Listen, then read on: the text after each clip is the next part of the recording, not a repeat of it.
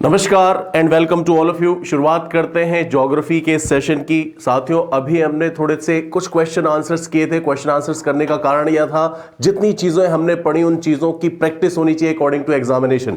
साथियों, आगे चलते हैं, कुछ नई चीजें डिस्कशन में लेते हैं जो जरूरी है। एस्ट्रोनॉमी अब हमारी लगभग कंप्लीट हो रही है, लेकिन हमने मून या चंद्रमा का अध्ययन छोड़ दिया था। पृथ्वी का तो डिटेल्ड अध्ययन पूरा पृथ्वी का ही करना है, तो वहां पर पृथ्वी कुछ सामान्य बातें हमने शामिल की थी, तो चंद्रमा के अध्ययन को करेंगे। लेकिन उससे पहले एक बहुत ही महत्वपूर्ण चीज आपके लिए, हमारा सौरमंडल है साथियों, तो क्या पूरे इस आकाशगंगा, पूरे इस ब्रह्मांड में एक ही सौरमंडल है? तो ऐसा नहीं है। आप सभी को पता होना चाहिए, जैसे हमारा सूर्य और 8 ग्रहों का सौरमंडल है, जिसमें अन्य उपग्रह भी हैं, कुछ धूमकेतु हैं, उल्कापिंड है, उसी प्रकार से आप कुछ क्षुद्र ग्रह है, उसी प्रकार से आप देखेंगे साथियों, बहुत सारे ऐसे सौरमंडल है, सिस्टम्स हैं, उनको सौर मंडल के रूप में, पर्यायवाची के रूप में मैंने यूज किया है।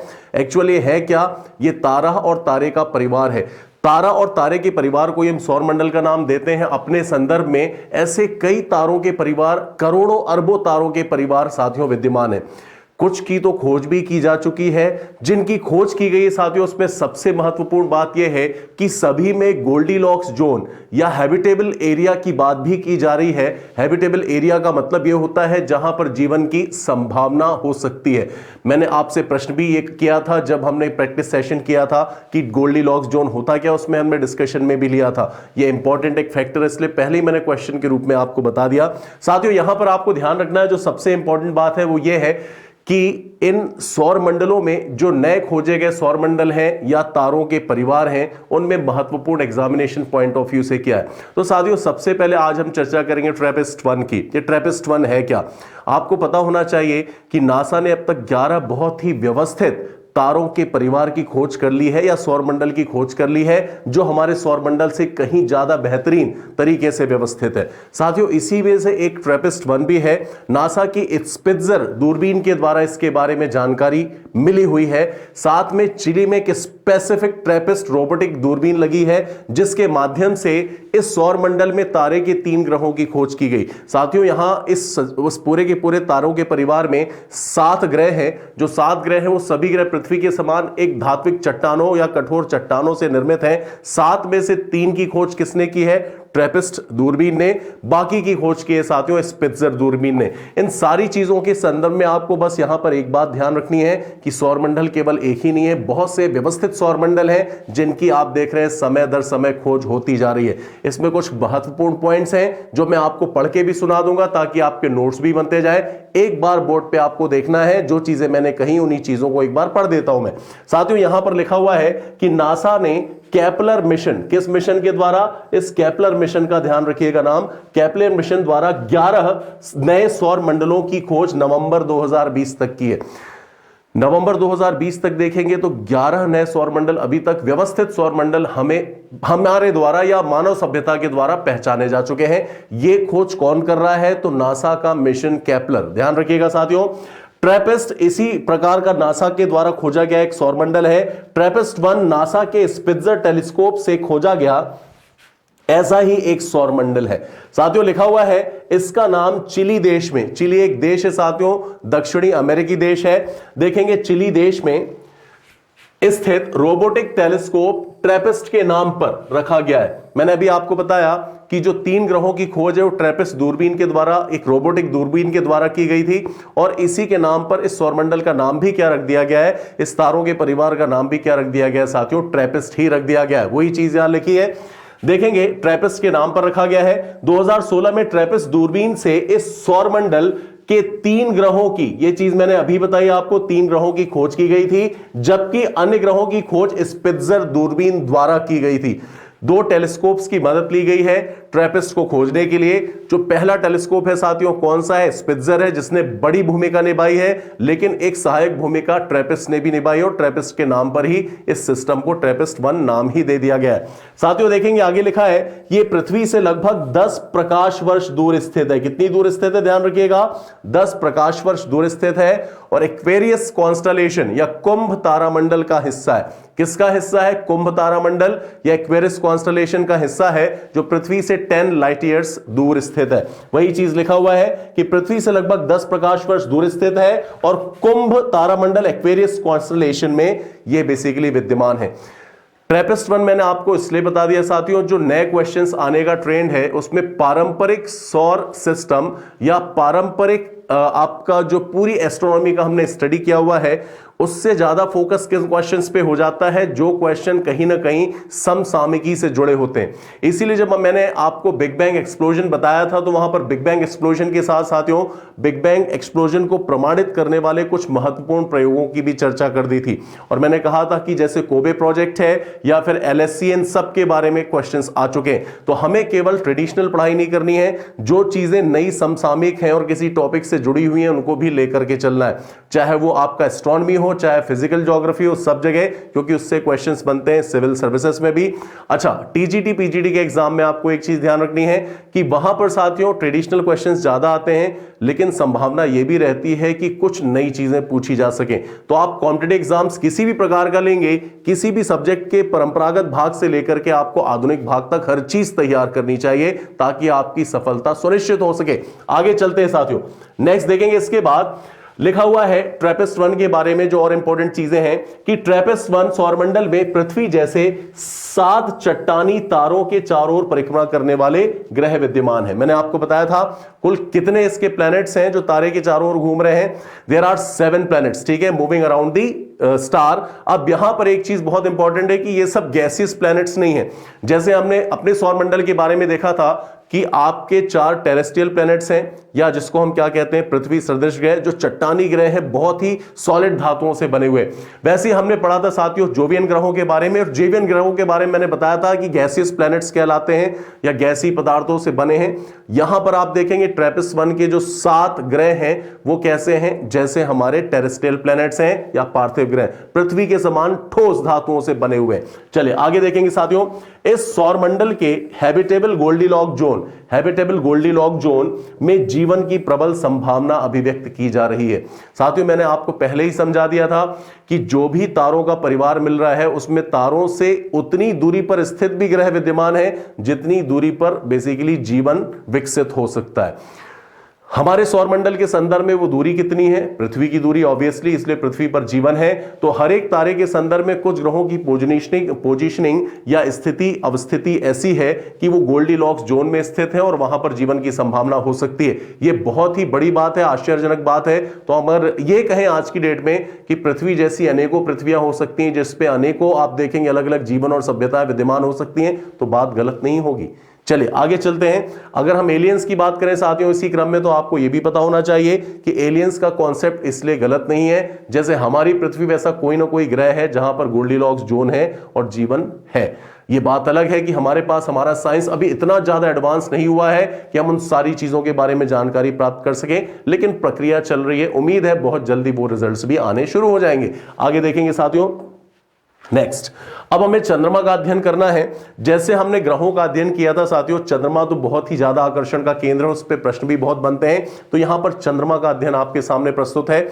जैसे ग्रहों के संदर्भ में पहले हमने कुछ फैक्चुअल स्टडीज की थी, वो फैक्चुअल स्टडीज आपको चंद्रमा के बारे में भी करना है। फिर चंद्रमा की सतह, आंतरिक सतह, बाहरी सतह, चंद्रमा पर जो क्रेटर्स हैं, चंद्रमा पे जो पर्वत हैं, उभय गुरुत्व केंद्र या कॉमन सेंटर ऑफ ग्रेविटी क्या होता है, उन सारी चीजों का डिस्कशन करेंगे। चंद्रमा की गतियां क्या है, लेकिन अभी सबसे पहले आपको क्या करना है, कुछ इंपॉर्टेंट आपके जो फैक्ट्स हैं वो देखने। सबसे पहले देखेंगे मून के संदर्भ में कि इसे क्या कहा जाता है साथियों, इसे फॉसिल प्लेनेट भी कहा जाता है। फॉसिल प्लेनेट का मतलब क्या होता है, जीवाश्म ग्रह। जीवाश्म ग्रह मतलब इसको ग्रहों का जीवाश्म, जीवाश्म क्या होते हैं, ऐसी चीजें जो लाखों करोड़ों साल पहले अस्तित्व में थी, सजीव चीजें, लेकिन वर्तमान समय में क्या है, ये नहीं है, लेकिन उनके लाखों करोड़ों साल पहले के आज हम साक्ष्य देखते हैं और उनके बारे में बात करते हैं। वैसे ही हम इसको ये मानते हैं कि भाई ये भी एक प्रकार का ग्रह रहा होगा, लेकिन आज ये पृथ्वी गुरुत्वाकर्षण में फंस करके उसके चारों ओर घूमने लगा, क्योंकि इसकी साइज बहुत छोटी नहीं है साथियों। लेकिन आज हम उसको क्या कहते हैं, पृथ्वी का एक उपग्रह कहते हैं, तो इसको फॉसिल प्लेनेट भी नाम दिया जाता है। यह क्वेश्चन साथियों आ चुका है, चंद्रमा जीवाश्म उपग्रह भी, जीवाश्म ग्रह भी कहलाता है। अब देखेंगे चंद्रमा के अध्ययन को क्या कहते हैं, तो साथियों चंद्रमा के अध्ययन को हम सेलेनोग्राफी कहते हैं। चंद्र विज्ञान या सेलेनोग्राफिया कहते हैं। ये क्वेश्चन भी बहुत इंपॉर्टेंट है। अच्छा, सेलेनोग्राफी किस नाम पे पड़ा हुआ है? तो जॉन हैवेल ने 1647 में एक बुक लिखी थी सेलेनोग्राफिया, और उस बुक में चंद्रमा के बारे में सबसे पहले चंद्रमा के धरातल पर जो पर्वत, पठार, मैदान इत्यादि हैं, उन सभी को वही नाम दिए थे जो नाम पृथ्वी पर दिए जाते हैं। ठीक है ना, जैसे पृथ्वी पर आल्प्स पर्वत है, एपिनाइन है, एटलस है, हिमालय है, वैसे ही नामकरण वहां भी कर दिया था। इसलिए साथियों सेलेनोग्राफी किसका नाम रख दिया गया? चंद्रमा के अध्ययन का नाम रख दिया गया। शुरुआतकर्ता कौन थे? ये शुरुआतकर्ता थे जॉन हैवेल। ध्यान रखेंगे। तो चंद्रमा के अध्ययन को क्या कहा जाता है साथियों? कहा जाता है सेलेनोग्राफी। ठीक है, यह भी क्वेश्चन इंपॉर्टेंट है साथियों, आ चुका है, थोड़ा ध्यान में रखना है आपको। नेक्स्ट देखेंगे, चंद्रमा की पृथ्वी से जो औसत दूरी कितनी है? 3,84,000। अगर हम मोटे मोटे से देखेंगे तो 3,84,000 किलोमीटर। एग्जैक्ट देखना है तो 3,84,403 किलोमीटर। आप याद करने के लिए और कहीं पर इसको अगर मान लीजिए इसका रेफरेंस लेना तो 3,84,000 भी लिख सकते हैं, वो भी गलत नहीं होगा। अब हम देखेंगे एपोजी और पेरिजी क्या है। मतलब आपको ये पता होना चाहिए कि चंद्रमा पृथ्वी के चारों ओर एक वृत्ताकार पाथ में न घूम करके दीर्घ वृत्ताकार पाथ में घूमता है। तो जब दीर्घ वृत्ताकार पाथ की बात होती है तो न्यूनतम दूरी भी होती है और अधिकतम दूरी भी होती है। तो यहां पर न्यूनतम और अधिकतम दूरी देख लेते हैं कितनी है। सबसे पहले देखेंगे जो निम्नतम दूरी है, जिसको हम उपभू या पेरिजी भी कहते हैं। क्या कहते हैं? उपभू या पेरिजी। ये है 3,63,104 किलोमीटर। कितनी है? 363,104 किलोमीटर। हम देखेंगे इसके बाद पृथ्वी से अधिकतम दूरी कितनी है, जिसको अपभू या एपोजी कहते हैं। जो ज्यादा दूरी है साथियों क्या कहलाती है? एपोजी। वो कितनी है? तो वो है साथियों 406,696, 406,696, 4,06,696 किलोमीटर। ठीक है ना। तो ध्यान रखिएगा, जो अधिकतम दूरी है 406,696, जो न्यूनतम दूरी है 363,104। इनका हम क्या करेंगे? औसत निकालते हैं तो औसत कितना आ जाता है? 3,84,000 किलोमीटर। एग्जैक्ट फिगर देखेंगे तो 3,84,403 किलोमीटर। यह चीज ध्यान रखिएगा। यह है चंद्रमा और पृथ्वी के बीच के डिस्टेंस का बेसिकली यहां पर डिस्क्रिप्शन। ये जो आपका एवरेज डिस्टेंस है ये आगे चल करके काम आएगा, क्योंकि एक प्रश्न पूछा जाता है साथियों कि जो चंद्रमा का प्रकाश है पृथ्वी तक कितने समय में पहुंचता है। तो यहां पर हम देखते हैं कि समय की गणना कैसे करेंगे। तो प्रकाश की चाल होती है कितनी? 3 लाख किलोमीटर प्रति सेकेंड। और चंद्रमा और पृथ्वी की जो एवरेज डिस्टेंस है उसी के बेस पे हम क्या करते हैं? समय निकालते हैं कितनी देर में चंद्रमा से प्रकाश पृथ्वी तक पहुंचेगा। तो 3,84,000 बटे 3 लाख तो लगभग 1.28 सेकेंड आ जाता है। तो इसलिए यहां पर आपको औसत दूरी को थोड़ा सा ध्यान में रखना है। आगे देखेंगे साथियों कुछ चीजें और हैं आपके लिए। यहां पर देखिए, सबसे पहले देखेंगे चंद्रमा का व्यास कितना है। तो 3476 किलोमीटर है, 3,476 किलोमीटर। व्यास का मतलब क्या होता है? एक जो गोला है, सपोज मान लीजिए गोला है, इस गोले में यहां से यहां तक की दूरी क्या कहलाती है? आपकी व्यास कहलाती है। तो व्यास कितना है? 3,476 किलोमीटर। नेक्स्ट देखेंगे साथियों, चंद्रमा का जो घनत्व है वो कितना है? 3.3 ग्राम पर क्यूबिक सेंटीमीटर, 3.3 ग्राम प्रति घन सेंटीमीटर, जो पृथ्वी के घनत्व का 61% है। कितने हो साथियों? ध्यान रखिएगा, पृथ्वी घनत्व का 61% है। पृथ्वी से तुलना ध्यान रखिएगा, कई बार क्वेश्चन तुलना पे ही आए हुए हैं, सीधे सीधे चंद्रमा से नहीं पूछे गए।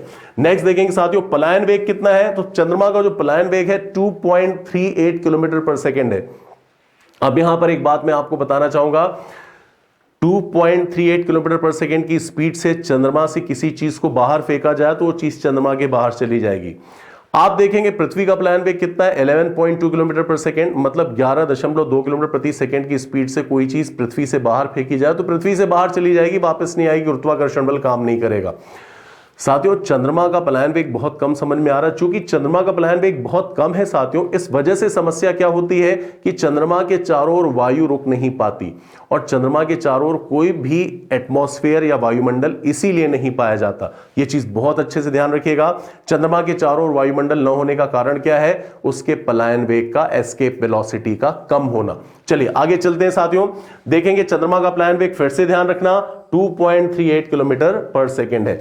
अब देखेंगे चंद्रमा का द्रव्यमान कितना है। तो द्रव्यमान है 8.10 ×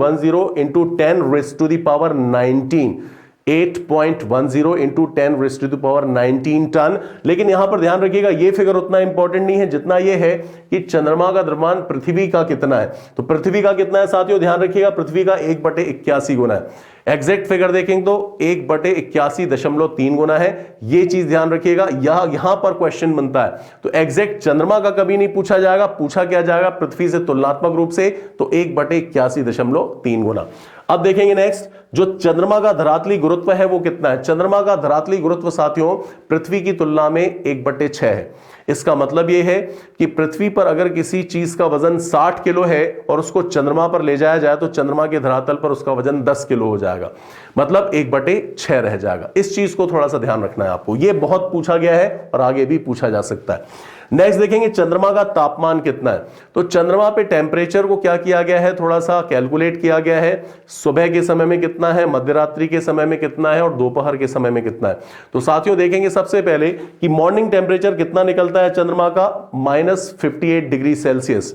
उसके बाद दोपहर का टेम्परेचर कितना निकलता है साथियों, देखेंगे 214 डिग्री सेल्सियस। उसके बाद हम देखेंगे मिडनाइट का या मध्यरात्रि का टेम्परेचर कितना निकलता है, तो लगभग 243 डिग्री सेल्सियस। आप यहां पर देख रहे हो +214 से -243 डिग्री सेल्सियस। इतने टेम्परेचर के बीच में क्या यहां पर मानव सभ्यता टिक सकती है? बिल्कुल नहीं टिक सकती। जब नहीं टिक सकती तो आज चंद्रमा पर बड़ी बड़ी कॉलोनीज क्यों बन रही हैं? एक क्वेश्चन ये समझ में आना चाहिए आपको कि चंद्रमा पर आज जितने भी विकसित देश हैं, सारे देश ये प्रयास कर रहे हैं कि चंद्रमा के धरातल का बड़े से बड़ा हिस्सा उनके कब्जे में आ जाए। भारत में भी इसमें संघर्ष कर रहा है, भारत भी इसमें संघर्ष कर रहा है। स्विट्जरलैंड और अमेरिका की कंपनियों ने तो क्या कर दिया, चंद्रमा पे प्लॉटिंग शुरू कर दी, लोग प्लॉट भी खरीद रहे हैं। क्या वहां जाकर के रह सकता आदमी? चंद्रमा पर अगर आप 1 मिनट भी रहना चाहते हो तो उसका खर्च लगभग 5 से 6 करोड़ रुपए के आसपास बैठता है साथियों, केवल 1 मिनट रहने का खर्च। तो क्या रहने की संभावना? चलिए कुछ हमारे इस पृथ्वी पर ऐसे लोग हैं जो पैसा खर्च कर सकते हैं, लेकिन वहां जीवन को क्या बनाए रखा जा सकता है बहुत लंबे समय तक?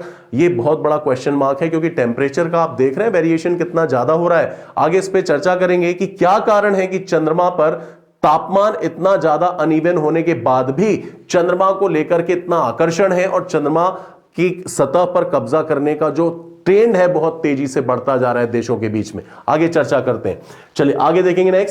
नेक्स्ट आप देखेंगे कि चंद्रमा के प्रकाश को पृथ्वी तक पहुंचने में लगा समय, इस पे अभी हमने चर्चा की थी। कितना समय लगता है साथियों? 1.28 सेकेंड्स। कैसे? मैंने बताया था कि जो एवरेज डिस्टेंस है वो कितना है, 3,84,400 मान लीजिए, हमने इसको लिख दिया। और जो प्रकाश की चाल है वो कितनी है, 3 लाख किलोमीटर है। अब आप क्या करेंगे, इसको डिवाइड कर देंगे और इसको डिवाइड करने के बाद आप इस प्रकार से आप निकालेंगे तो वैल्यू कितनी आ जाती है, 1.28 सेकेंड आ जाती है। ठीक है ना? तो इस प्रकार से हम क्या करते हैं, ज्ञात करते हैं कि जो चंद्रमा का प्रकाश है पृथ्वी तक पहुंचने में कितना समय लेता है, 1.28 सेकेंड का समय लगता है या लेता है। नेक्स्ट देखेंगे चंद्रमा की परिक्रमा। जो चंद्रमा की परिक्रमा एक विशेष गति के साथ होती है, वो गति औसत गति कितनी है, तो आप देखेंगे 3700 किलोमीटर प्रति घंटे। 3700 किलोमीटर प्रति घंटे की स्पीड से जो चंद्रमा होता है वो क्या करता है, पृथ्वी का चक्कर लगाता है। नेक्स्ट देखेंगे साथियों कि चंद्रमा पर उतरने वाला पहला अंतरिक्ष यान कौन सा था। तो दोस्तों आपको ध्यान रखना है कि चंद्रमा पर सबसे पहले यूएसएसआर ने अपना मिशन किया था, और यूएसएसआर का मतलब होता है United states of Soviet Russia, जो आज वर्तमान में अस्तित्व में नहीं है। आज तो केवल रूस बस बचा हुआ है, बाकी उसके सहयोगी देश उससे अलग हो गए। 1989, 90, 91 में यह घटना हुई थी। लेकिन आपको यह ध्यान रखना है कि उससे पहले जो मिशन हो चुका था चंद्रमा को लेकर के, वो लूना मिशन था। कौन सा मिशन था? Luna mission. तो ध्यान रखिएगा सबसे पहले चंद्र मिशन किसने किया था? सोवियत संघ ने, जिसका नाम क्या है, लूना। यह प्रश्न आ चुका है साथियों। नेक्स्ट देखेंगे चंद्रमा पर उतरने वाला पहला मानव कौन था। चंद्रमा पर उतरने वाला प्रथम मनुष्य कौन था, यह क्वेश्चन कई बार एग्जाम्स में पूछा जा चुका है साथियों। ध्यान रखिएगा, मनुष्य था नील आर्मस्ट्रॉन्ग। सभी को पता होना चाहिए नील आर्मस्ट्रॉन्ग, और उनके साथ जो दूसरा व्यक्ति था वो था एडविन एल्ड्रिन। कौन था? Edwin Aldrin.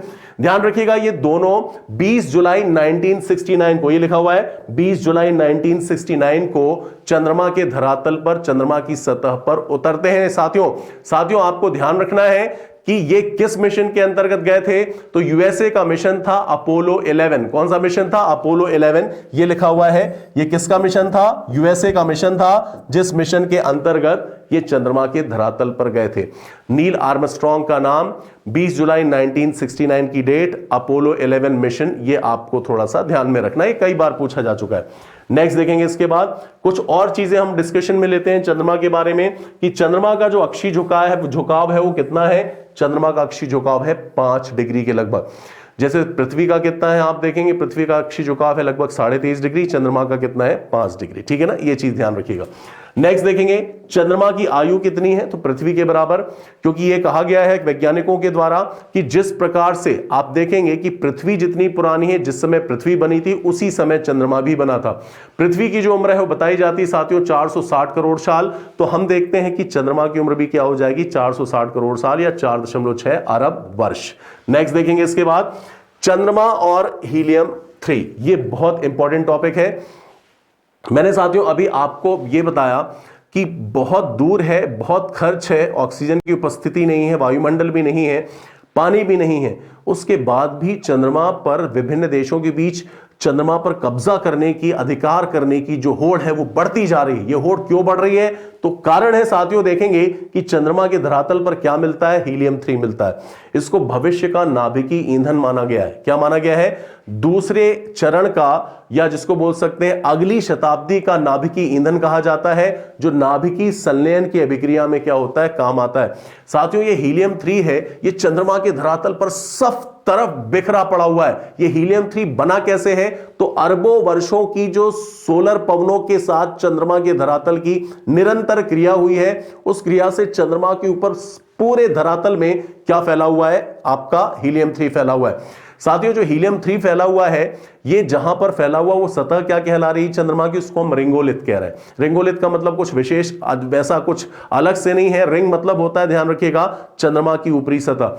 जैसे धरती की ऊपरी सतह हम पढ़ते तो हम बोलते हैं प्लेट से बनी हुई, अलग अलग प्लेटों से, बड़ी छोटी प्लेटों से बनी हुई, लेकिन चंद्रमा के साथ ऐसा नहीं है। चंद्रमा की पूरी सतह एक रिंग के समान है। ठीक है ना, और ये जो रिंग है इसी को हम रिंगोलिथ कहते हैं। तो वो पूरी ऊपरी धरातल ही क्या कहलाता है? रिंगोलिथ कहलाता है। इस रिंगोलिथ में जो हीलियम 3 पाया जाता है साथियों, इस हीलियम 3 को हम हीलियम का आइसोटोप ही मानते हैं। हीलियम का ही एक अपर रूप है, जिसमें आप देखेंगे 2 प्रोटॉन और 1 न्यूट्रॉन पाया जाता है। क्या पाया जाता है? 2 प्रोटॉन और 1 न्यूट्रॉन पाया जाता है। साथियों कुछ चीजें इसके बारे में देख लेते हैं, जो इंपॉर्टेंट पॉइंट्स है उसको नोट डाउन करना है, स्क्रीनशॉट ले लीजिएगा।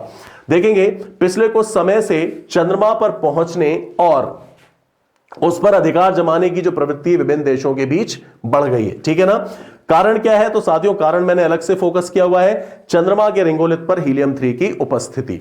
अब आगे देखेंगे कुछ इंपॉर्टेंट चीजें हीलियम 3 की उपस्थिति के साथ। देखिए हीलियम 3 क्या है? ये भविष्य का नाभिकीय ईंधन है।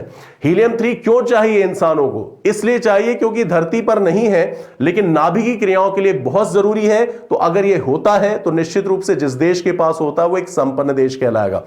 क्योंकि आजकल संपन्नता किससे मापी जाती है साथियों? आजकल संपन्नता मापी जाती है आपके पास जो संसाधन है, उन संसाधनों के साथ साथ आपके पास जो तकनीक है, उन दोनों चीजों के माध्यम से आपकी संपन्नता, मतलब आपके देश की संपन्नता मापी जाती है। तो यहां पर आप देखेंगे कि भविष्य का नाभिकीय ईंधन है और इसे प्राप्त करने के लिए विभिन्न देशों के बीच होड़ लगी हुई है।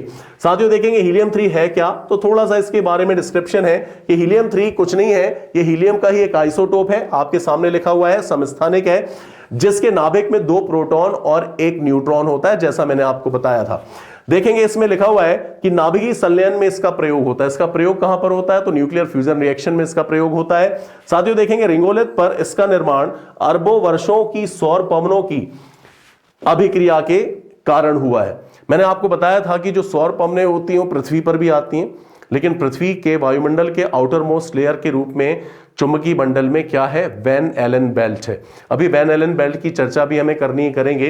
तो वैन एलन बेल्ट क्या करता है? इन सारे के सारे सौर पवनों को धरती के धरातल पर आने से रोकता है और वायुमंडल में प्रवेश करने से भी रोकता है। लेकिन कई बार क्या होता है साथियों, जब ये सौर पवनें पृथ्वी के वायुमंडल में प्रवेश कर जाती हैं वैन एलन बेल्ट को क्रॉस करके, तो ये उत्तरी और दक्षिणी ध्रुव के पास विशेष चमक भी उत्पन्न करती हैं आयन मंडल में होने वाले फ्रिक्शन की वजह से।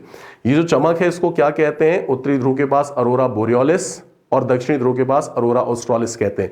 इन सारी चीजों को एक अलग वीडियो में मैं आपको समझाऊंगा, बहुत इंपॉर्टेंट है, इससे भी क्वेश्चन आते हैं। लेकिन यहां पर आपको ध्यान रखना है कि चंद्रमा के चारों ओर वायुमंडल है नहीं, तो सीधे सौर पवनें कहां पहुंच जाती हैं? चंद्रमा के धरातल पर। वहां पर क्रिया अभिक्रिया करती हैं और किसका निर्माण करती हैं? हीलियम 3 का निर्माण करती हैं। आगे देखेंगे साथियों, पृथ्वी पर इसकी उपस्थिति ना के बराबर है, मतलब पृथ्वी पर आप देखेंगे हीलियम 3 लगभग ना के बराबर उपस्थित है। जल्दी से स्क्रीनशॉट ले लीजिए इसका 1 सेकंड में, मुझे उम्मीद है आपने ले लिया होगा। आगे चलते हैं, नेक्स्ट देखेंगे इसके बाद। अब हम देखेंगे चंद्रमा की उत्पत्ति से संबंधित विभिन्न सिद्धांत। देखिए हमेशा क्या होता है, यह चीज बहुत इंपॉर्टेंट है कि जब कभी भी हम स्टडी करते हैं किसी भी प्लेनेट की, आकाशीय पिंड की, तो उसकी उत्पत्ति से संबंधित कुछ सिद्धांतों की चर्चा करते हैं। सबसे पहले ध्यान रखिएगा, यहां पर चंद्रमा की उत्पत्ति से संबंधित जो सिद्धांत हैं, हम उसमें से 3 प्रमुख सिद्धांतों की चर्चा करेंगे। पहला सिद्धांत है विखंडन संकल्पना। क्या है साथियों? विखंडन संकल्पना। दूसरा है पराग्रहण संकल्पना और तीसरा है साथियों अभिवृद्धि संकल्पना। तीसरा क्या है? अभिवृद्धि संकल्पना। सबसे पहले देखते हैं कि विखंडन संकल्पना है क्या, ये क्या कहती है। विखंडन मतलब टूटना, विखंडन खंड हो जाना, टूटना, किसका टूटना? पृथ्वी का। यह कहा गया है कि जब हम क्रिटेशियस एज की बात करते हैं, मतलब आज से करोड़ों साल पहले जाते हैं, तो स्थिति यह थी कि पृथ्वी अपने अक्ष पर बहुत तेजी से घूम रही थी। पृथ्वी अपने अक्ष पर चूंकि बहुत तेजी से घूम रही थी, तो पृथ्वी का एक हिस्सा जो प्रशांत महासागर है जहां पर आज, उस हिस्से का एक जो भाग है वो पृथ्वी से बहुत स्ट्रांगली बॉन्डेड नहीं था, बहुत मजबूती से जुड़ा हुआ नहीं था।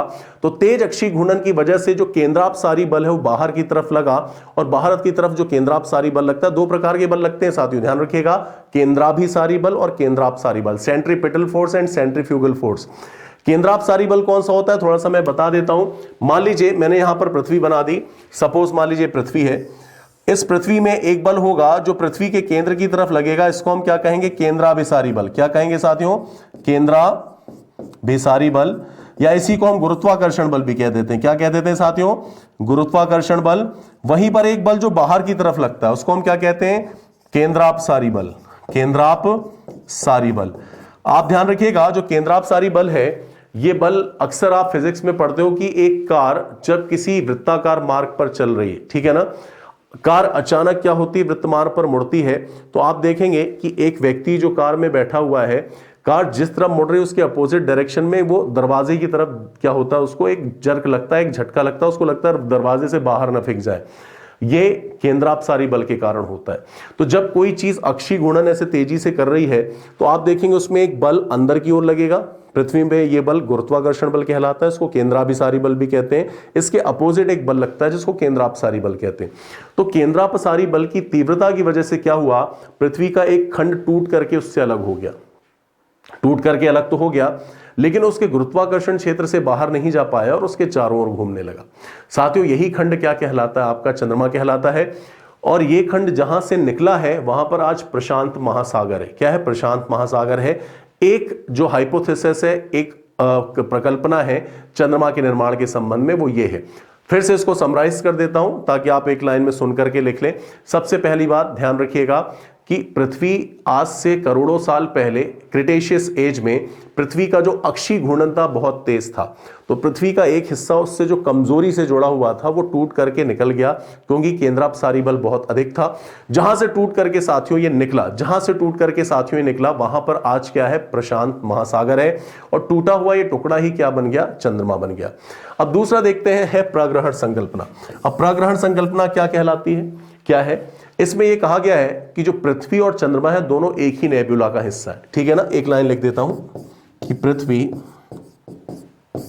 और चंद्रमा दोनों एक ही नेबुला, एक ही नेबुला का हिस्सा है या का भाग है। अब एक ही नेबुला का भाग है, इसका मतलब क्या हुआ कि दोनों का निर्माण एक जैसे पदार्थों से एक समय में हुआ है। अब जब निर्माण हुआ, निर्माण के बाद ये आकाशीय पिंड बनने लगे, तो बनने के बाद जो गुरुत्वाकर्षण का प्रभाव है वो प्रभाव हर एक आकाशीय पिंड में आया। अब जब हर एक आकाशीय पिंड में प्रभाव आया तो ये सब बहुत तितर बितर होकर के व्यतिक्रम में क्या है, एक दूसरे के चारों ओर, सब कोई किसी के चारों ओर नहीं घूम रहा था, इधर उधर वो तितर बितर होकर के चल रहे थे, ठीक है ना।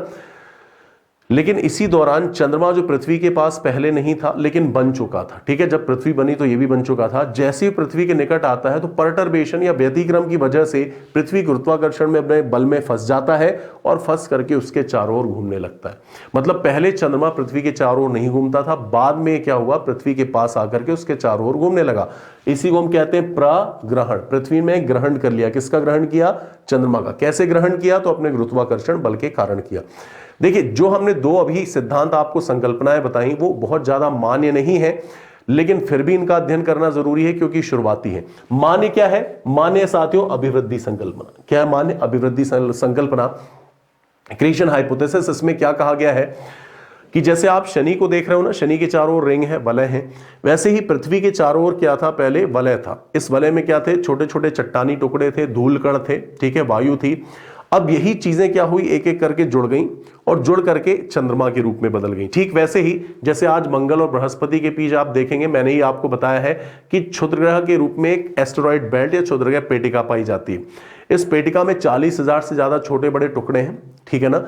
अब ये जो चट्टानी टुकड़े हैं, मान लीजिए आज से करोड़ साल बाद जुड़ जाए और जुड़ करके ग्रह का रूप ले ले, ठीक है ना, हो सकता है, ठीक है। ये कल्पना की गई, इसलिए मैंने कहा ये सब परिकल्पना है, हाइपोथेसिस है। वैसे ही पृथ्वी के चारों ओर क्या था? ऐसी डिस्क थी, जैसी डिस्क अभी आप देख रहे हैं क्षुद्र ग्रहों की, जिसमें हजारों छोटे बड़े टुकड़े थे। ये आपस में जुड़ते हैं और जुड़ करके किसका निर्माण कर देते हैं? चंद्रमा का।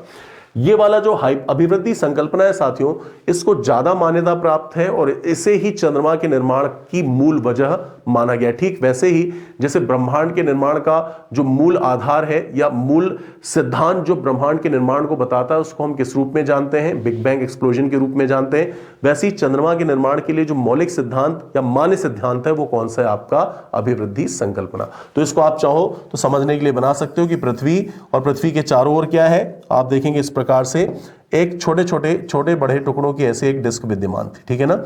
ये जो डिस्क विद्यमान थी, इसी डिस्क के एक होने से क्या हो जाता है? बाद में चंद्रमा बन जाता है। तो ये अभिवृद्धि संकल्पना को सबसे मान्य माना गया, तो इसको थोड़ा अधिक ध्यान में रखिएगा। चलिए आगे चलते हैं। हर एक चीज जो इंपॉर्टेंट है चंद्रमा के बारे में एक एक करके मैं आपको बताता जा रहा हूं। अब देखेंगे चंद्रमा की आंतरिक संरचना की चर्चा करते हैं।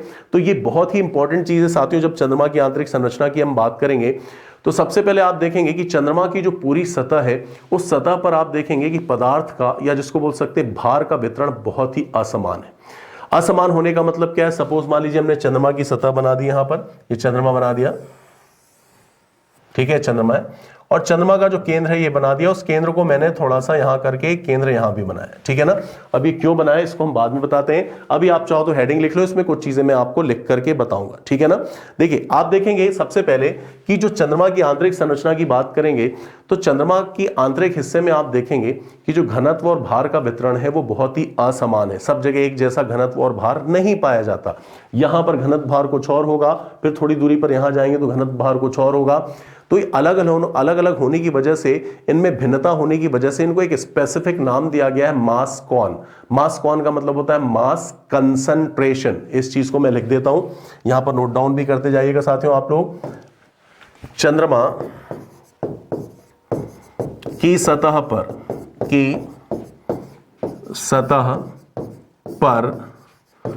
भार और घनत्व का वितरण असमान है। कैसा है? असमान है। साथियों जो असमान वितरण है इसी को हम क्या कहते हैं? इसी को हम कहते हैं, ध्यान रखिएगा, मास कॉन, ठीक है ना। मास कॉन का मतलब क्या हुआ? मास कंसंट्रेशन। तो इसको लिख लीजिएगा, ये इंपॉर्टेंट है। चंद्रमा के संदर्भ में एक इंपॉर्टेंट टर्मिनोलॉजी है मास कॉन या मास कंसंट्रेशन। जल्दी से नोट डाउन करिए, कुछ चीजें आपको लिख करके भी बता रहा हूं ताकि जैसा आप लोग कहते हो साथियों आप लोग को लिख करके भी समझना है। इस वजह से मैंने सोचा कुछ चीजें आपको लिख करके ही बतानी। जल्दी से लिख लीजिए इसको, मुझे उम्मीद है कि आपने लिखा होगा। अब देखिए यहां पर एक चीज आपको देखना है कि जो चंद्रमा है, ठीक है ना। अब चंद्रमा के साथ मान लीजिए यहां पर मैं पृथ्वी बना देता हूं, समझने के लिए एक पृथ्वी बना रहा हूं। सपोज मान लीजिए हमने यहां पृथ्वी बना दी, ये पृथ्वी हो गई। पृथ्वी बड़ी ही बनेगी ऑब्वियसली, छोटी तो बनेगी नहीं। ये पृथ्वी हो गई। अब आप देखेंगे चंद्रमा की तरफ देखिएगा, चंद्रमा का ये वाला हिस्सा, साथियों चंद्रमा का ये वाला हिस्सा जो पृथ्वी के सामने है, ये वाला हिस्सा जो पृथ्वी के सामने है, इसकी मोटाई कितनी है, सतह के रूप में इसकी मोटाई है 60 किलोमीटर। कितनी मोटी सतह है साथियों, सॉरी 60 किलोमीटर, ठीक है। उसके बाद जो पृथ्वी के पीछे वाला हिस्सा है वो कितना है साथियों, वो लगभग 100 किलोमीटर मोटा है। साथियों एक मिनट, थोड़ी सी खांसी आ रही है, मैं पानी पी लेता हूं। देखिए फिर से बताता हूं, जो पृथ्वी के सामने वाला हिस्सा है वो 60 किलोमीटर मोटा है, ठीक है। पृथ्वी के पीछे वाला लगभग 100 किलोमीटर मोटा है, ठीक है।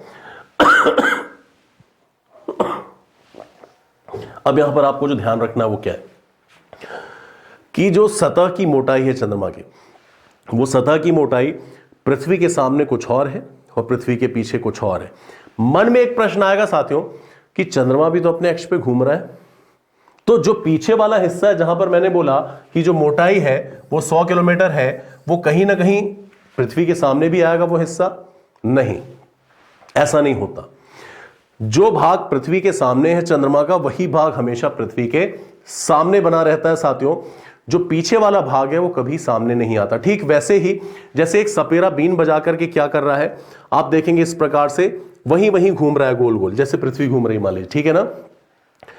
तो जो सांप होगा, सांप भी सपेरे की बीन को देख करके घूमता जाएगा। मतलब क्या है कि सांप का मुंह हमेशा सपेरे की बीन की तरफ रहेगा, सांप की पूंछ कभी सपेरे की बीन की तरफ नहीं आ पाएगी।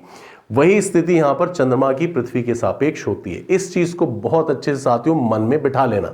अब आगे देखेंगे, यहां पर एक चीज और इंपॉर्टेंट है। मैंने बताया कि पृथ्वी के सामने वाली जो सतह 60 किलोमीटर मोटी है और पृथ्वी के पीछे वाली 100 किलोमीटर मोटी है। साथ में जो चंद्रमा का ज्यामितीय केंद्र है वो बीच में होना चाहिए। ये होना चाहिए चंद्रमा का ज्यामितीय केंद्र बीच में, लेकिन वो बीच में ना होकर के साथियों देखेंगे कि पृथ्वी की तरफ क्या है, पृथ्वी की तरफ 2 किलोमीटर शिफ्टेड है। पृथ्वी की तरफ कितना है, 2 किलोमीटर शिफ्टेड है। इसको लिख देता हूं यहां पर, चंद्रमा का ज्यामितीय केंद्र मध्य में ना होकर पृथ्वी की तरफ 2 किलोमीटर, ठीक है ना, प्रतिस्थापित है। यह चीज बहुत समझने वाली साथियों कि जो किसी गोले का केंद्र होता है, बिल्कुल ज्यामितीय केंद्र होता है, बिल्कुल बीच में होना चाहिए। लेकिन चंद्रमा के संदर्भ में ऐसा नहीं है। वो पृथ्वी की तरफ कितना शिफ्टेड है, तो पृथ्वी की तरफ ध्यान रखिएगा 2 किलोमीटर शिफ्टेड है। यह पृथ्वी के गुरुत्वाकर्षण बल के प्रभाव की वजह से हुआ है, ठीक है ना। तो आप देख रहे हैं पृथ्वी के सामने की सतह की मोटाई भी अलग है और जो चंद्रमा का ज्यामितीय केंद्र है वो भी पृथ्वी की तरफ शिफ्टेड है। ये दोनों चीजें, ये पॉइंट भी आप लिख लीजिए, इंपॉर्टेंट पॉइंट है जो मैंने बताया था। जल्दी से 2 सेकंड में नोट करिए, फिर आगे चलते हैं। मुझे उम्मीद है कि आप 2 सेकंड में कर लेंगे नोट। चलिए अब आगे देखेंगे साथियों कि चंद्रमा की जो सतह है, जैसे हम पृथ्वी के संदर्भ में देखते हैं तो पृथ्वी की सतह को हम बोलते हैं कि इस प्रकार से प्लेटों के टुकड़ों से इस प्रकार से पृथ्वी की सतह बनी हुई है, ठीक है ना। अलग अलग साइज की प्लेटें हैं और इससे पृथ्वी का धरातल बना हुआ है, जिस धरातल पर हम रहते हैं, ठीक है। मतलब पृथ्वी का जो पूरा धरातल है वो एक रिंग के समान गोल नहीं है, छोटे छोटे प्लेटों से बना हुआ। ये सारी की सारी प्लेटें एस्थीनोस्फीयर के ऊपर तैरती रहती हैं। एस्थीनोस्फीयर आप देखेंगे पृथ्वी का जो अपर मेंटल है उसकी एक अर्धद्रवीय अवस्था की परत है, ठीक है, जिसको लो वेलोसिटी जोन भी कहते हैं। इसको हम पृथ्वी की आंतरिक संरचना में आगे देखेंगे। यहां केवल यही समझना है कि पृथ्वी की जो ऊपरी सतह छोटी छोटी टुकड़ों या प्लेटों से बनी हुई है, लेकिन चंद्रमा की जो ये ऊपर आप देख रहे हैं ऊपर वाला हिस्सा है, ये एक रिंग के समान है। कैसा है, एक रिंग के समान है, इसलिए इसको हम रिंगोलिथ भी कहते हैं। क्या कहते हैं साथियों, रिंगोलिथ भी कहते हैं। रिंगोलिथ का मतलब होता है रिंग के समान संरचना, मतलब ये छोटे छोटे टुकड़ों से बनी हुई संरचना नहीं है। दूसरी बात, चंद्रमा के धरातल पर बिल्कुल भी भूकंप और ज्वालामुखी जैसी प्रघटनाएं नहीं देखी जा रही हैं। भूकंप जैसी प्रघटनाएं इसलिए नहीं होती, आप देखेंगे, क्योंकि चंद्रमा का पूरा जो एक सर्किल है धरातल का, वो कैसा है, एक रिंग के समान है, ठीक है ना। छोटी छोटी प्लेटें नहीं है, बीच में क्रैक्स नहीं है जहां से आप देखेंगे गैसें बाहर निकले, लावा बाहर निकले, जिससे उसमें डिस्टर्बेंस हो, ऐसा नहीं, ठीक है ना। साथ में आप देखेंगे चंद्रमा के संदर्भ में एक और महत्वपूर्ण चीज, मैंने कहा कि चंद्रमा पर भूकंप नहीं आते, मतलब वाइब्रेशन नहीं होता, क्या कंपन नहीं होता, होता है। भूकंप नहीं आते, ध्यान रखिएगा, चंद्रमा पर भूकंप नहीं आते। क्या आते हैं, चंद्रमा पर चंद्रकंप आते हैं। इस चीज को लिख लेंगे। चंद्रमा पर भूकंप नहीं आते, क्या आते हैं, बल्कि चंद्रकंप आते हैं। चंद्रकंप क्या होता है? तो साथियों ध्यान रखिएगा कि कोई उल्का पिंड या आकाशीय पिंड चंद्रमा के जब धरातल पे गिरता है तो सबसे पहले वहां गड्ढा बना देता है, जिसको क्रेटर कहेंगे। साथ में इस उल्का पिंड के गिरने से क्या होता है, वाइब्रेशन होता है, इसको हम चंद्रकंप कहते हैं। जैसे धरती पर कोई उल्का पिंड गिरे, आप मान लीजिए जिस फर्श पे रहते हैं, मान लीजिए आप फर्स्ट सेकंड थर्ड फ्लोर पे रहते हैं घर में, और उस फर्श पे कोई भारी चीज गिर जाए तो एक वाइब्रेशन महसूस होता है ना साथियों, वैसा ही वाइब्रेशन होता है चंद्रमा के ऊपर जब क्या गिरता है, उल्का पिंड गिरता है। तो आप देखेंगे उल्का पिंड के गिरने से चंद्रकंप तो होता है, लेकिन भूकंप जैसी कोई प्रघटना नहीं होती। अब इसके बाद एक चीज और मैं बता दूं साथियों, हम चंद्रमा के बारे में अध्ययन कर रहे हैं। जैसे जैसे आप चंद्रमा के धरातल से भीतर की ओर जाएंगे, ठीक है, जैसे जैसे आप मान लीजिए पृथ्वी के धरातल से भीतर की ओर जाते हैं, तो आप देखते हैं कि केंद्र में पहुंचने पर जो पृथ्वी का तापमान है 5500 डिग्री सेल्सियस के आसपास पहुंच जाता है। पृथ्वी के केंद्र का तापमान 5500 डिग्री सेल्सियस के आसपास पहुंच जाता है। लेकिन साथियों चंद्रमा की जब हम क्या करते हैं, धरातल से उसके केंद्र की तरफ आते हैं, तो इतना तापमान नहीं बढ़ता। क्यों नहीं बढ़ता? इसके पीछे वैज्ञानिकों ने कारण बताया है कि पृथ्वी की अपेक्षा चंद्रमा के ठंडे होने की दर ज्यादा है, इसलिए चंद्रमा के केंद्र में जो तापमान है, ज्यामितीय केंद्र में जो तापमान है, वो 1500 से 2000 डिग्री के आसपास मिलता है। पृथ्वी जैसा 5500 डिग्री नहीं होता, ठीक है। तो चंद्रमा का जो कूलिंग रेट है वो पृथ्वी से ज्यादा था। एक ये तीसरा पॉइंट आपको नोट करना है पृथ्वी की चंद्रमा की आंतरिक संरचना के संदर्भ में। चंद्रमा के ठंडे होने की दर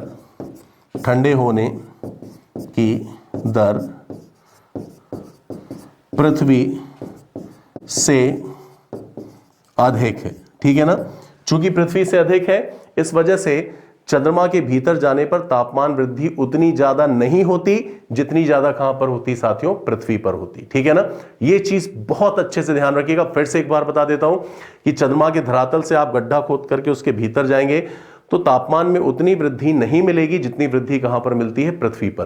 पृथ्वी पर जब गड्ढा खोद करके अंदर जाएंगे तो तापमान अधिक बढ़ेगा, लेकिन चंद्रमा पर जब गड्ढा खोद करके अंदर जाएंगे तो तापमान अपेक्षाकृत कम बढ़ेगा, ठीक है ना। चलिए आगे चलते हैं, इन पॉइंट्स को नोट कर लीजिए जल्दी से, फिर आगे चलते हैं।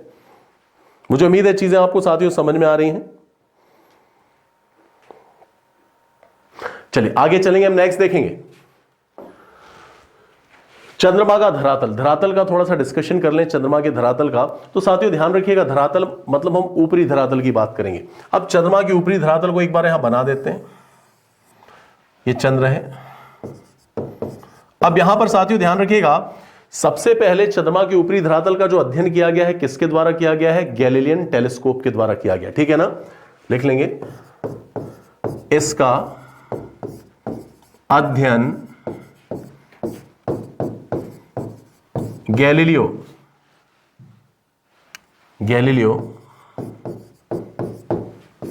के टेलीस्कोप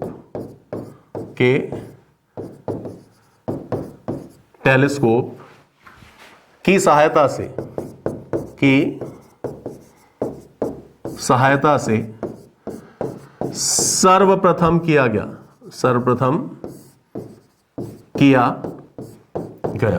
ठीक है ना। मैंने आपको एक वैज्ञानिक का नाम बताया, एक व्यक्ति का नाम बताया, जॉन हैवेल। जॉन हैवेल ने सबसे पहले 1647 में इन्होंने एक किताब भी लिखी थी, सेलेनोग्राफिया, आपको याद होगा, मैंने इसी क्लास में भी थोड़ी देर पहले इनका नाम लिया था। जॉन हैवेल ने क्या किया, सबसे पहले चंद्रमा के धरातल का अध्ययन किया गैलीलियन टेलीस्कोप का यूज करके, और चंद्रमा के धरातल पर जो उन्होंने घाटियां देखी, जो मैदान देखे, जो पर्वत देखे, उनको वही नाम दे दिए जो नाम पृथ्वी पर पर्वत, घाटियों, मैदान के पाए जाते हैं। तो ये चीज इंपॉर्टेंट है, सबसे पहले ध्यान रखिएगा। नेक्स्ट पॉइंट लिख लेंगे, सर्वप्रथम जॉन हैवेल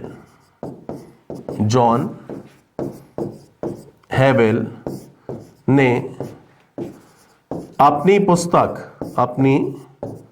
पुस्तक का नाम क्या है, सेलेनोग्राफिया,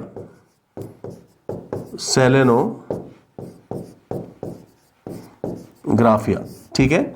इसको थोड़ा ध्यान रखिएगा नाम को, ये नाम पूछा जा चुका है। में चंद्रमा के धरातल पर स्थित पर्वतों, घाटियों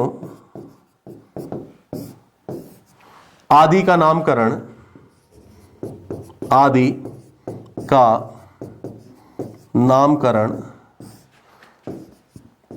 पृथ्वी के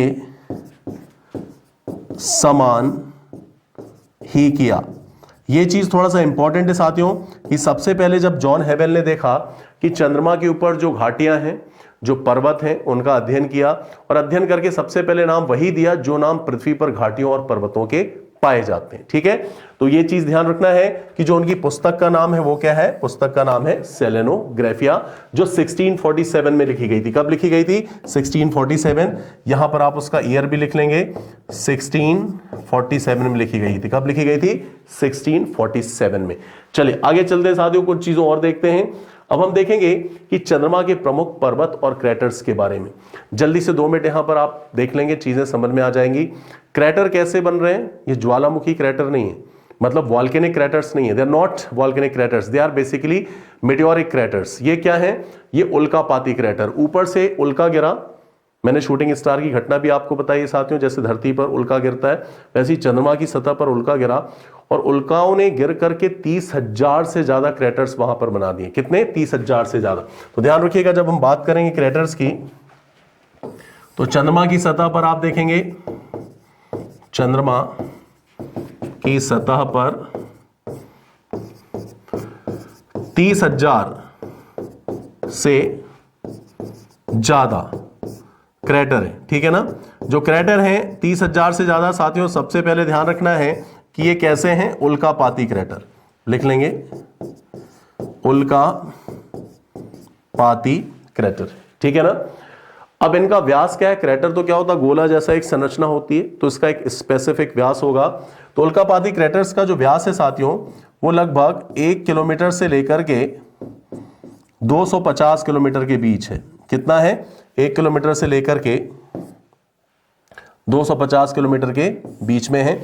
अब यहां पर आपको ध्यान रखना है, जब क्रैटर्स का अध्ययन करेंगे तो 30,000 क्रैटर्स हैं, लेकिन हमारे काम के केवल कुछ ही क्रैटर्स हैं, क्लेवियस और ग्रिमाल्डी, जो सबसे बड़े क्रैटर्स हैं जिनका व्यास लगभग 240 से 250 किलोमीटर का है। बस इनका नाम ध्यान रखिएगा। ठीक है, तो यहां पर मैं लिख देता हूं,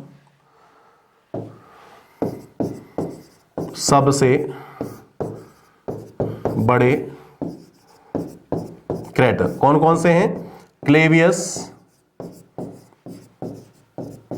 और ग्रिमाल्डी, दो नाम याद रखिएगा, क्लेवियस और ग्रिमाल्डी। ठीक है, ये दो क्रैटर्स सबसे बड़े हैं। इनका व्यास कितना है? लगभग 240 से 250 किलोमीटर। बाकी छोटे क्रैटर्स का ध्यान में नहीं रखना, इतना ध्यान रखना है। अब साथियों हम पर्वतों की बात कर लें तो आप देखेंगे पर्वतों के संदर्भ में, तो चंद्रमा पर बहुत सारे पर्वत है, जैसे पृथ्वी पर भी पर्वत पाए जाते हैं, लेकिन यहां पर जो चंद्रमा का सबसे ऊंचा पर्वत है केवल वो आपको ध्यान में रखना चाहिए। तो चंद्रमा का जो सबसे ऊंचा पर्वत है, इसको लिख देते हैं सबसे ऊंचा पर्वत। कौन सा है सबसे ऊंचा पर्वत? है साथियों लिबनिट्स। नाम ध्यान रखेंगे, लिबनिट्स। ये हाईएस्ट बेसिकली माउंटेन है लिबनिट्स, जो चंद्रमा पर स्थित है। नोट डाउन कर लीजिए, जल्दी से इसको नोट डाउन कर लीजिए। तो मारिया या सागर के बारे में एक चर्चा कर लेते हैं। नोट डाउन करिए साथियों 1 मिनट में जल्दी से। मुझे उम्मीद है चीजें आपको समझ में आ रही हैं। चलिए आगे देखते हैं। अब हम चर्चा करते हैं किसकी? अब हम चर्चा कर लेते हैं साथियों जो इंपॉर्टेंट है मारिया की। मारिया है क्या, ये आपको पता होना चाहिए। 2 मिनट में बता देता हूं आपको। यहां पर देखिए सबसे बड़ी बात है, जब हम मारिया की बात करते हैं, मारिया या सागर, चंद्रमा की सतह पर मारिया या सागर की बात कही गई है। ये मारिया या सागर होता क्या है? तो साथियों आपको ध्यान में रखना है कि जब हम मारिया और सागर की चर्चा करेंगे तो सागर के संदर्भ को अगर पृथ्वी से जोड़ा जाए तो लगता है कि भाई ऐसा हिस्सा जहां पर बहुत ढेर सारा पानी हो उसको हम सागर महासागर कहते हैं, लेकिन चंद्रमा के संदर्भ में ऐसा नहीं। चंद्रमा के संदर्भ में जब हम सागर कहते हैं तो वहां पर सागर का मतलब होता है मैदान। जैसे धरती पर प्लेन होते हैं, मैदान होता है, वैसे ही जो चंद्रमा के मैदान है उसको हम क्या कहते हैं? सागर या मारिया कहते हैं। ठीक है ना? तो इसको मैं लिख देता हूं, इसका मतलब क्या है? चंद्रमा की सतह पर स्थित मैदान। कितने मैदान है ये पता होना चाहिए आपको। तो आपको ध्यान रखना है कि चंद्रमा की सतह पर है तो बहुत सारे मैदान, लेकिन 14 बड़े मैदान पाए जाते हैं। कितने मैदान हैं, इस चीज को मैं लिख देता हूं, 14 बड़े मैदान, 14 बड़े मैदान, ठीक है ना। अभी जो 14 बड़े मैदान है इसमें भी सबसे बड़ा कौन सा है, तो सबसे बड़ा मैदान है मेयर इम्ब्रियम, ठीक है ना। यहां पर लिख देता हूं मैं, सबसे बड़ा कौन सा है, सबसे बड़ा मैदान हो जाएगा साथियों मेयर इम्ब्रियम, ठीक है ना। जो मेयर इम्ब्रियम है ये सबसे बड़ा मैदान या मारिया या सागर है। और इसके अलावा कुछ और भी हैं, उनके भी नाम लिख देते हैं, जैसे मेयर नूबियन, नीचे मैं कलर चेंज करके लिख देता हूं, जैसे मेयर नूबियन। फिर आपका है मेयर नेक्टारिस, मेयर नेक्टारिस। नेक्स्ट है साथियों मेयर ट्रैंक्विलिटीज, मेयर ट्रैंक्विलिटीज, जिसको शांति का सागर भी कहते हैं, ट्रैंक्विलिटीज, ठीक है। तो ये आपके कुछ मैदान है, पूरे 14 के नाम तो आपको ध्यान में नहीं रखने हैं, लेकिन जो सबसे बड़ा है मेयर इम्ब्रियम, इसका ध्यान में रखना है। और 2-4 और मैंने लिख दिया, मेयर नूबियम है, मेयर नेक्टारिस है, मेयर ट्रैंक्विलिटीज है, या मेयर सेरेनिटाटीज है। ऐसे कुछ के नाम आपको ध्यान रखने साथियों, जल्दी से नोट डाउन 1 सेकंड में कर लें। अच्छा, जैसे नूबियन है तो उसको हम क्या कह देते हैं, इसको हम बादलों का सागर कह देते हैं साथियों। वैसे हम मेयर नेक्टारिस को क्या कह देते हैं, अमृत का सागर हिंदी में कह देते हैं। मेयर ट्रैंक्विलिटीज को हम क्या कह देते हैं साथियों, इसको हम कह देते हैं शांति का सागर। ये सागर मतलब यहां पर मैदान है, लिख लें जल्दी से। एक छोटा सा और इंपॉर्टेंट फैक्ट है आपके लिए, वो ये है कि ये पूछा गया है क्वेश्चन कि चंद्रमा की सतह पर इंद्रधनुष की खाड़ी साइनस इरिडम कहां पर स्थित है। तो जो आपका मेयर इम्ब्रियम, ध्यान रखिएगा, जो मेयर इम्ब्रियम ये क्या है, सबसे बड़ा सागर है। इसी के पास में इसके उत्तरी क्षेत्र में क्या स्थित है, साइनस इरिडम। साइनस इरिडम को हम इंद्रधनुष की खाड़ी कहते हैं, ठीक है ना। तो यहीं पर लिख देता हूं मैं, के पास इंद्रधनुष की खाड़ी स्थित है, ठीक है ना। इस खाड़ी को नाम क्या दिया जाता है, साइनस इरिडम, साइनस इरिडम, ठीक है ना। तो ये इंपॉर्टेंट चीजें थी जो चंद्रमा के पर्वत, क्रेटर और चंद्रमा के सागरों के संदर्भ में मैंने आपको बताई।